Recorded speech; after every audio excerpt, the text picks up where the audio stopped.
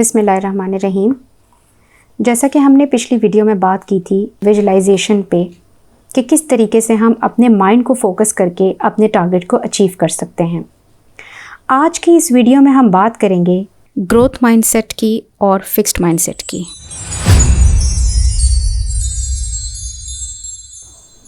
आज जो वाक़या हम आपके साथ शेयर करने जा रहे हैं वो है हैमिल्टन नाकी का। अगर आपने नाम सुना हो तो ये एक सर्जन रहे हैं।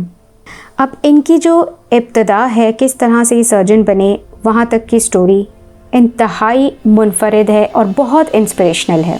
ये एक गरीब घराने के फ़र्द थे और सिर्फ 6 तक तालीम हासिल कर सके, लेकिन अपनी वफ़ात से पहले वो मास्टर्स इन सर्जरी थे।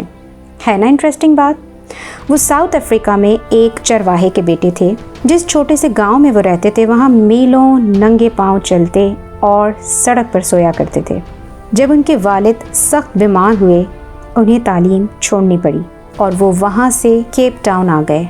यहाँ वो एक मज़दूर की हैसियत से एक यूनिवर्सिटी में काम करने लगे। जब तामीर का सिलसिला ख़त्म हुआ तो इनको उसी यूनिवर्सिटी में एक माली की नौकरी मिली। ये वर्ल्ड फेमस यूनिवर्सिटी थी मेडिकल एक्सीलेंस की फील्ड में। यहाँ साइंटिस्ट रिसर्च करते रहते थे। एक दफ़ा साइंटिस्ट को तशवीश हुई कि जब जिराफ अपनी गर्दन को झुकाता है तो इसकी शहरक दबने पर यह बेहोश क्यों नहीं होता।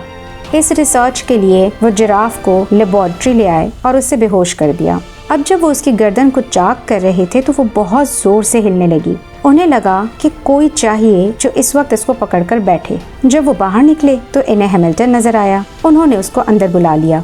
अब 8 घंटे तक ये ऑपरेशन चलता रहा और इस दौरान मुख्तलिफ सर्जन चाय कॉफ़ी वगैरह की ब्रेक लेते रहे, मगर हैमिल्टन मुस्तकिल 8 घंटे तक जिराफ की गर्दन पकड़े बैठा रहा।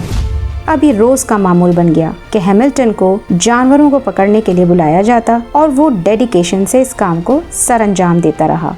डॉक्टर्स ने रियलाइज़ किया कि ना वो किसी काम का चार्ज लेता है और ना कोई और बात करता है। इसकी इस डेडिकेशन से मुतासिर होकर उन्होंने इसको लैब असिस्टेंट रख लिया। अब वो वहाँ भी डेडिकेटेड रहा और कई बार 48 घंटों तक भी काम करता रहा। इसकी ज़िंदगी में एक और बड़ा ब्रेक आया जब वर्ल्ड फेमस सर्जन जिन्होंने first heart transplant in the world किया था इस यूनिवर्सिटी में, वो आए। उन्होंने हैमिल्टन को वहाँ मरीजों की स्टिचिंग में लगा दिया और इसकी सिंसियरिटी देखकर, महारत देखकर और फुर्ती देखकर इसकी स्टिचिंग में मजीद वो इजाफा करते जाते। यहाँ तक कि एक दिन में वो 50 पेशेंट्स को स्टिच कर रहा था। बहुत जल्द ही वो post of assistant to the surgeon पर प्रमोट कर दिया गया। आहिस्ता आहिस्ता वो ह्यूमन एनाटॉमी को समझने लगा था। जब सर्जन्स ने ये रियलाइज़ किया कि ये इतनी महारत रखता है ह्यूमन बॉडी को जानने में, तो उन्होंने उसे स्टूडेंट्स को पढ़ाने को कहा। अब वो सैकड़ों स्टूडेंट्स को सिखाने लगा था।